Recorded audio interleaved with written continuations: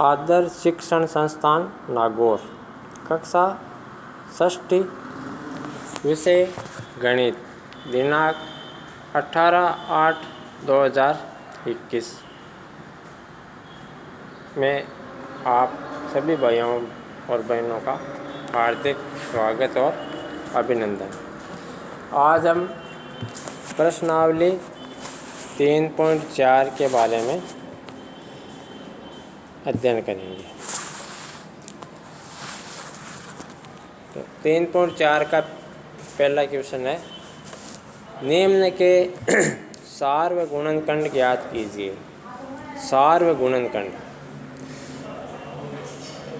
किसी भी संख्या का गुणनखंड ज्ञात करना है तो इसका मतलब क्या है कि उस संख्या में किन किन संख्याओं का भाग जाता है, वो सारी संख्याएं उस संख्या के गुणनखंड कहलाती है। जैसे 12 है, 12 में किन किन संख्याओं का भाग जाता है, 12 में किन किन संख्याओं का भाग जाता है। तो 12 में 1 का भाग जाता है, 12 में 2 का भाग जाता है, 12 में 3 का भाग जाता है, 4 का भाग जाता है, 6 का भाग जाता है और 12 का भाग जाता है। तो 12 के सभी गुणनखंड हो गए 1, 2, 3, 4, 6 और 12। तो ये तो एक संख्या के सभी गुणनखंड हो गए। अब यहाँ पूछा है 20 और 28 के सारे गुणनखंड ज्ञात कीजिए। तो हम सबसे पहले 20 का गुणनखंड करेंगे।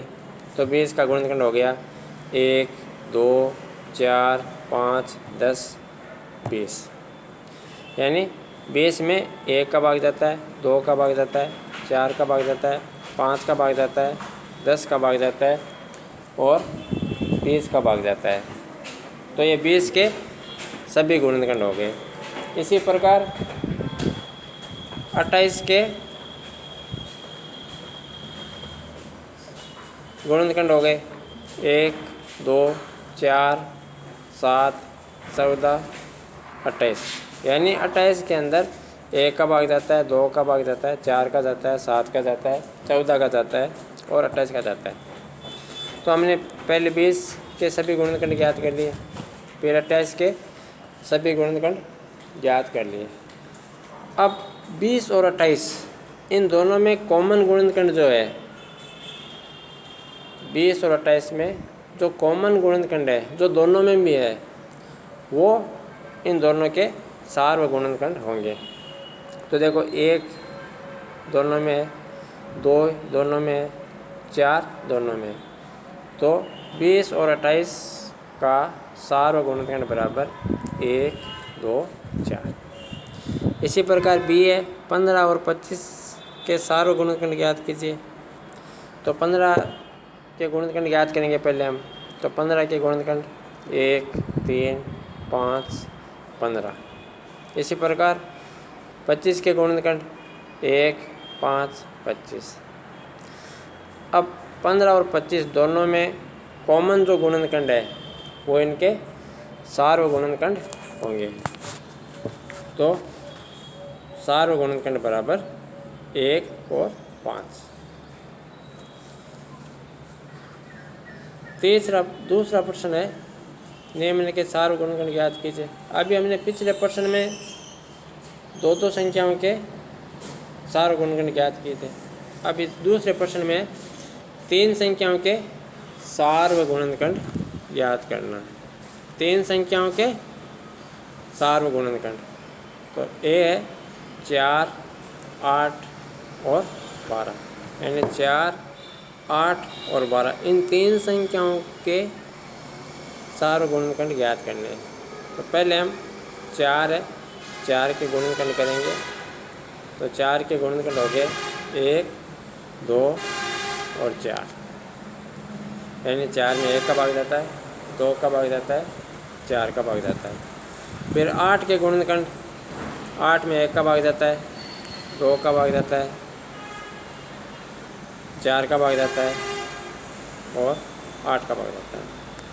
फिर 12 के गुणनखंड, 12 में 1 का भाग जाता है, 2 का जाता है, 3 का जाता है, 4 का जाता है, 6 का जाता है और 12 का जाता है। तो ये 12 के सभी गुणनखंड हो गए। अब 4, 8 और 12 इनके सार्व गुणनखंड। तो तीनों में जो कॉमन है, 1 तीनों में है, 2 तीनों में है और 4 तीनों में है।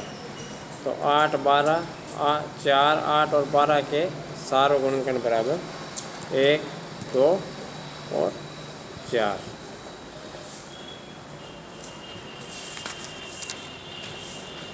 तीसरा क्वेश्चन है, निम्न के सार्वगुणज ज्ञात कीजिए।